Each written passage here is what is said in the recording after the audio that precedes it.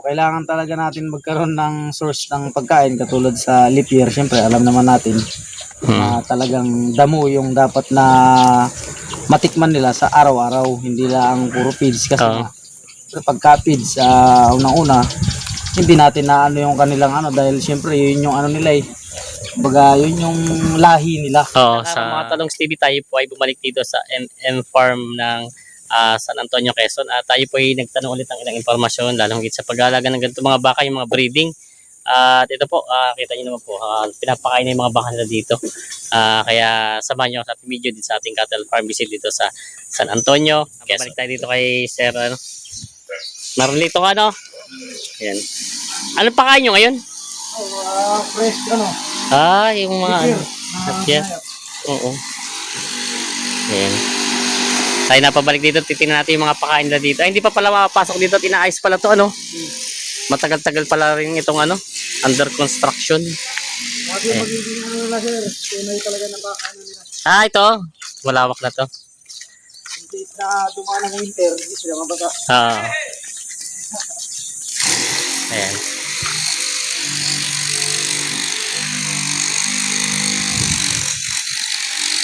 Andito yung mga baka nila sa labas at inaayos nga to, under construction. Yung mga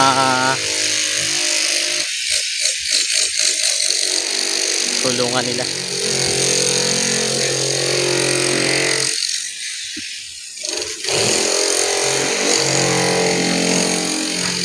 Yung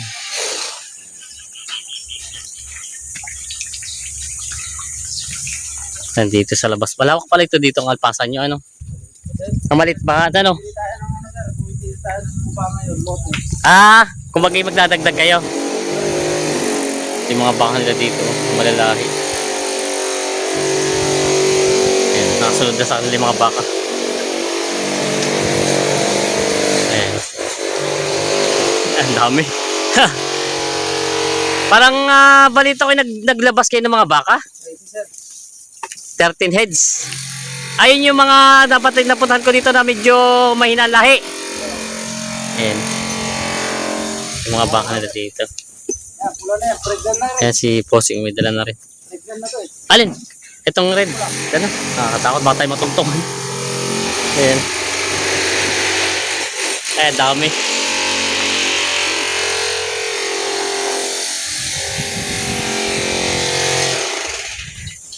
Gaano karami ang pinapakain nyo sa ganitong oras? Pangin namin, ano sir, divide 3. Divide 3? Sa 1,200 na ngayon lang. 1,200 na kilo? Oo, kasi naman ito naman hindi patining ipad, breeding siya. Ayan. Ito yung mga baka nila. Parang wala namang payat na payat, kaya yun, maintain lang dun sa ano. Oo, para lang hindi sila magutom, ano? Yung iba, preg na na. Oo. Kaya na rin sir. Oo. Mahalata mong preg na ng baka. Ayaw, magana yung kanyang ano. Magana yung suso sa ulihan. Oo, ayan. Bali ilang heads po itong baka nyo ngayon na nandito? 48 na. 48. Tinanggal niya yung mga medyo malihinang klase. Ayan. Tinira na talaga yung mga malalaki na iwan dito. Oo. Yun ang dami nila mga sir dito, mga baka. Ayan. Pag ano sir, anong feeds? Nagagamit kayo ng feeds din? Kanina. Nagumamit ako kasi sa ano yun sir eh. Ang ano nila sa tubig para mas mabilis sila. Makainom. Oo. At na uminom sila. Anong oras pa kayo nagpapakain? Ang oras sa mga pakain niyo dito? Ang tamang oras talaga is before 10. Before 10. Nagahan ko lang gawa ng Wala na makain. Oo. Pero pag umaga, meron pa. Mas umaga, wala na. Umaga pa sa umaga. Kailangan bago mo gano'n sa isa. Meron na rin, alas 6. Tapos kasunod ay before 10. 10. Tapos 4 p.m. 4 p.m. Yun namang umaga, ganito rin lang din. Halimbawa ngayon, nagpakain kami kaninang before 10, monitor lang namin yan. Pagka wala na, naghanap sila ng pagkain, nag-apply tayo pa unti-unti. Kasi iba ang ruminant kasi talaga sa pagkain, wala silang tigil hanggat hindi sila busog. Ganun kumbaga kain na. Halimbawa, para lang sa kalaman ng karamihan, siyempre, 4 ang kanilang dinadaluyan na pagkain. Katindi yung kanilang ano, as napakatibay na, siyempre, kaya nga ruminant. Huwag lang silang makakain ng halimbawa katulad ng plastic sa pabayaan ng empleyado, doon nagkakaroon ng cost. Ay pala ang pinakaano niya. Kumbaga po, ang unang pakain niya ay feeds muna umaga. Oh, feeds sir. Tapos, Silage. silage muna. Oh, silage. Tapos feeds. Tapos fresh left here sa hapon. Oo. At kanina pa nagpakaya itong bago mag-10, Silage. silage, ano yung Feeds na, feeds. Ilang kilong feeds may ano kayo? Wala naman. Bali, kapag halimbawa nagbigay ako ng 350 kilos sa umaga, Oo. 350 kilos din sa hapon. Tapos, Ah, medyo pasobra na yung sa hapon gawa ng sa gabi nga. Kasi kumakain yan kahit gabi. oo nga. Kung ang sabi nga nila kumakain doon kahit gabi ang mga baka nila, sir. Ayan. Ito po yung mga baka ni sir dito. Ito po ay nasa 48 heads kasi nilabas nila, sir. Marami silang nilabas dito. Napanood din natin yung mga Tagalogin na yun. Natawag nila mga Tagalogin. Kasi ipupuro nyo. Napagod mo na yan. Oh, ito. Spray na yan. Ito. Laki ng ano. Dati siyang Buntis na. Oo. may kahit paano mamuna. Ito yung sumpit. Sumpit sir. Oo. Anong Australian pure sir na ang sinumpit sa kanya? Australian Crow pala ang sinumpit dito. Ayan. Ito yung tinitingnan napakagandang baka. Dati nga hindi natin ito malapitan pero ngayon yung mabait na siya pa naikot doon sa likod natin. Ayan, ito po yung mga baka nila dito. Ayan. Pero marami na rin po mga buntis kayo dito mga baka. marami halo sir. Hmm. Nakapagpanak tayo ng ano ngayon 2 times ngayon buwan. Tapos may mga susunod pa ulit dyan. Oo. Ay katulad nito, ito buntis na rin yata. Kaya Ang buntis. mga to. Oo. Kasi pagka halimbawa sumuloy na ang kanilang nipples sa baba, Oo. tulad ng mga nipples nila na yan, Hmm. magana yung kanyang anuhan talaga. Possible na mga isang buwan o 2 buwan ay Buntis na. mga anak na Oo. katulad yan. Oo, ito. Pag nag-ano na kasi sila ng milk sir doon muna paghahalataan. Halimbawa sa tiyan, hindi yan dyan mahalata.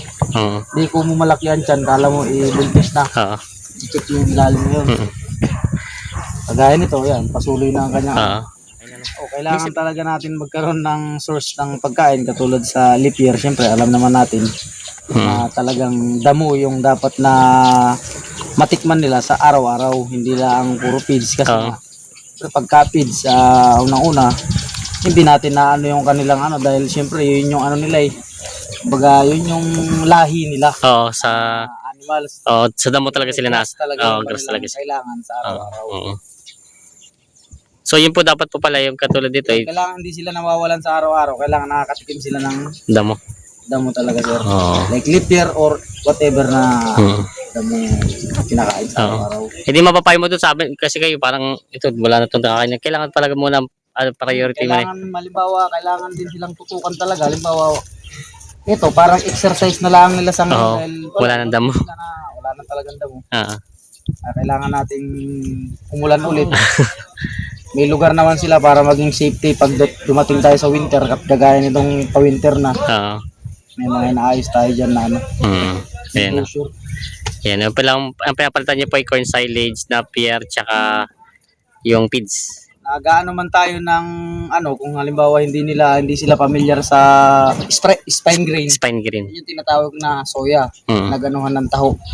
Pwede rin yun sa kanila. Yun pong pinakaano nyo dito pagkain. Alternatibong pagkain na nakapagpataba rin yun. Yun Pero pala. parang merienda lang nila. Kumbaga yun lang ang pinakaano nyo Kumbaga ano na lang ngayon, dagdag na lang. sa kanilang pagkain. Supportan. Parang merienda na lang kung tawagin. Yung talagang main ano nila talaga, feedings is yan, silage, feeds, tapos yung leafier. Ayun pala ang ano sir. Bali, ito, tingnan nyo po. Hindi natin makita sobrang lalaki ng mga Ito maglagay ng molasses, araw-araw. molasses ara. Ayun. Ito, tingnan nyo po. Ito yung pulang baka na Australia nga ba? Brahman, red Brahman. Ayan. Tingnan nyo. Ito naman isang to. Kanina palapit na lapit sa akin. Ito yung panak nyo na dito. Ano? Hindi naman mahirap mag-alaga ng ganito karaming baka. Hindi naman sir, basta may mga katuwang tayo sa trabaho na makakatulong pagka mag-aasikasong papakain. Pakain ang pinaka number 1 dito tong priority no, na pag-alaga talaga. Siyempre, kailangan mo rin silang i-monitor. Oo. Silang basta puro pakain, halimbawa ini matamlay na pala dyan, hindi mo alam. Bago siya manamlay, kailangan malaman mo lang para makapag-apply ka agad. Ito yung may regular kayong mga vitamins dito sa mga to? Oo. Tuwing ilang beses kayo sa isang buwan nagba-vitamins? 2 times a month. 2 times a month? Aba, madali din Although ba? masigla naman sila, hindi ako ganong nag-aalam. Tapos Inid. pagka alam mo naman, halimbawa yung mga ganitong panak na baka, hindi tumataba, kailangan mo ng Purga. deworm. Purga. Purga. Purga. Ayan. Yun lang pala. Ayan. Ito yung mga baka nila sir. Nawala na ulit si ano Sino ba yung malaking ano mo dito? Yung pinakamalaki. Ayan. Si Voltron. Ayan. Ito po yung mga baka ni sir dito. Tayo nakapasyal ulit at ito pala. Tuyo pala ang pinapakain sa kanila. Dry. Dry. Ayun. Yung iba kasi basa, ako dry. Dry ang ginagawa nyo. Yung process ko sa kanila. Mm-hmm. Kasi yung iba-iba naman kasi diskarte sir. Oo. Yan, yung diskarte ko lang is dry. Dry ang pinapakain nyo. Ano yun? Purong feeds siya. Puro yan sir. Purong feeds. Ayun. Pagka may alternatibong pwede kang halimbawa magbawas sa feeds, mag-ano ka ng gabok. Oo. Ano yung gabok naman? Na ano sir, na may mais na pinagpilian. Yun pala. Pwede i-mix dito yun. Pero kailangan mo siyang lagyan ng molasses para mas masarap siya. Yan kasi kahit di mo lagyan ng molasses, talagang masarap yun dahil puro feeds yun. Yun pala. Yan, katulad nito, ito na yung mga baka nila sir. Kailangan din asin. Oo. Minsan-minsan. Pero parang ang mga baka mo ngayon medyo matataba na ngayon. Tag-init na kasi kaya tumaba sila. Malakas ba sa tubig ang baka pag ganitong tag-init? Malakas sir, kailangan bawat labangan nila laging puno. Ganun. Ginawa ng sobrang. Itong baka naman, matibay sila sa ano sir, matibay sila sa init. Oo. Pero wag lang sobrang-sobra, napapabayaan. Oo. Ayan. Ito yung mga baka ni sir. Ikutan ulit natin at makita natin yung mga baka ni sir dito. Bali busy sila sa pagkain Ayan. Ilang hektarya nga itong paalpasan nyo? Sir, dalawa to. 2 hektarya. Pero yung nga sabi mo dapat sa isang hektarya, isang baka lang katumbas. Hektarya ng bawat baka ay isang baka. Isang hektarya. 5,000 square meter. Kalahating hektarya. Oo. Ayan, Pwede yun, mga dalawang baka, isang hektarya. Oo. Kasi yung Pag ganitong dami ng baka, kulang talaga. Magiging exercise na lang nila yan. Pagka nabusog sila, gagala sila para magutom. Para naman yung mga joy nila, syempre. Tapos kailangan, huwag natin kalimutan, bibigay rin ng calcium sa kanila. Anong klaseng? Sa ano yan, sa buto sir, lalo na sa mga bagong anak. Oo. Yun ang kailangan. Ano yung sinusupak? Tinuturok din? Supak yung calcium po rito sir. Supak ang ginagawa nyo. Ayan. Ayan, lalaki na So, nga. kailangan, maalam yung tao magsusupak. Oo. Hindi basta kasi supak. Sir, may nabanggit kayo, may binibenta kayong baka dito. Meron sir, dalawa. Nasaan ba yung pwede natin makita? Kaso may bibili na yata. Meron na. Hindi okay na lang pala. May kausap na pala si Sir. Naantay na lang nasa Pangasinan lang sir. Yun naman pala may kausap na. Yung may bakla na. Oo. Yun na. Ito. Dumalaga. Ayan. Ayan. Nilagyan nyo na ng ano. May kausap na rin pala. Taga Pangasinan daw na bibili. Ayan. Ito yung mga baka nila sir dito. May baklaw. Aray yung isa sir. Ito yung mga panak nyo na rin. Malayo-layo pa lang ang biyahe, Pangasinan. Ayun, maganda pala. Ready to ano na yan sir, ready to hit na yan. Oo nga, laki pala, maganda lang pala yung pagkabaka niya. Taba na sir ano. Maganda naman pala itong baka nito. Ayun. Bali na yun. Saka yung gray. Mga Indo. Panak na nila sir. Nagkakabagan yung mga baka dito nila. Ayan. Si Sir Hindi naman silang tumingin dito. Halimbawa, mas maganda pa yung presyo nila dun sa kuko. Bibigay. Pagkabagay, pwede rin naman pala yun. Pero sa lahat na yan, yung dalawang binibenta mo, wala pa kayong ilalabas ngayon. January talaga yung fully, ano yan sir. Yung mga banak na. Sa January pa. Ayan. Ito yung mga baka nila Kaya sir. pa naman nung gusto yung budget this year. Kailangan lang paramihin, patabahin. Para pag benta tayo hindi naman yung bibili. Oo nga, siya nga. Ito yung mga baka Pero nila sir. sa lahi niyan, saludo ako dyan dahil iba talaga lahi ng mga yan. Kumbaga nakakapanghinayang ang halimbawa sa tayo na wala tayong magagawa. Kailangan i-dispose. Ayan. Kasi pag yung alagaan mo na napakarami, katulad. Mas talaga sir, Tagalog. Halimbawa, Brahman man siya, pero may cross din siya na Tagalog. Kasi nakakapanghinayang, binili mo siya ng mahal. Kaya tawad naman sa hindi marunong bumili ng baka. Oo. Ma-amaze ka sa lahi ng baka. Oo. Bibili mo na siya ngayon ng mahal. Eh, siyempre, pagka ibinenta mo siya, lalo pagka nagbago yung katawan nila, hindi mo na masusunod yung gusto mo presyo. Dahil siyempre, yung mga mamimili ng baka, hindi rin naman sila ganun ano na tumingin. Maalam yung mga yan. Ano, siyempre, babagsak lang din naman yan sa katay. Sa katay nga, yun, kalimitan. So, kaya, ito pag ito, yung mga ano lang din daw. Pero pwede naman siguro sila kumuha ng, ano, kung gusto nila yung malaki. Maganda nito talaga sa pagka pure na lahi ng baka, ang tip ko sa mga ano, sa totoong farm na, pasyalan. Oo. Kasi kailangan, kumbaga, yung mga amazing na baka mo, pwede mapahanga mo yung mga ibang taong mayayaman, yung ibang ano, kaya palang mabuhay dito na itong Australian Brahman. Parang ano sila sa kwento. Ayan po yung mga bakang last dito. Yan, maraming salamat, Sir Marlito, no? Reyes, yan. Sir. Yan, pinasila natin, Sir, dito. Baka sa susunod, maabutan natin yung pagpapakain natin ng ganito. Hindi natin naaabutan, Yan. Ayan po yung mga bakang last dito. Bali, tapos na sila kumain. Yan sila, Sir, shoutout, mga kasama niya dito.